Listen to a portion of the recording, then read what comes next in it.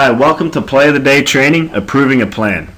This video will cover reviewing the plan details, approval of time and quantities charged, reviewing the plan hours and productivity, and approving the plan. Here's a process flow diagram on how approving the plan works. Here's a process flow diagram for approving the plan. First, you review the plan details. Next, you review plan hours and quantities. Then you review productivity. Then you submit your plan for processing.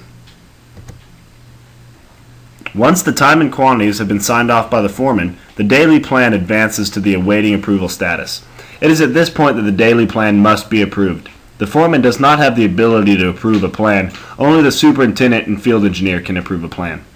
Before the plan is approved, the superintendent or engineer must review the actual hours and quantities for accuracy. If there are discrepancies, the changes need to be made at this point.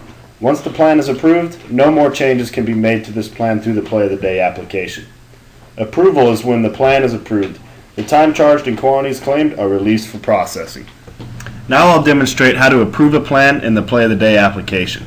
So after the foreman submits their plan syncs, the engineer or superintendent will sync their computer and pull open the completed Play of the Day.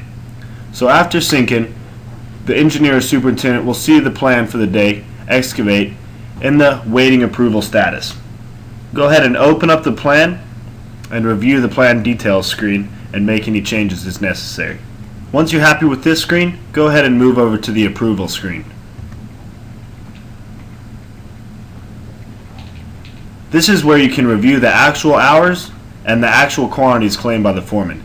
Now if you don't think he actually did 40, you can change that. Those quantities right here in this screen.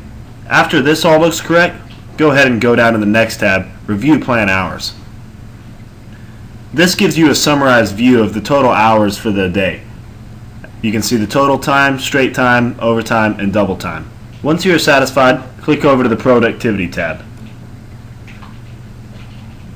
Go ahead and review the tasks over here on the left, and then you can review the plan time and the actual time, and then the budget, and you can review the actual time versus budget and the actual versus plan.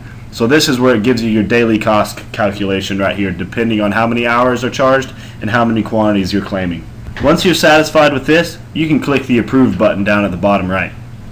When you hit the Approve Plan button and release the plan for approval, it'll submit all of the employee hours, equipment hours, and quantities for processing. Let's go ahead and hit Approve.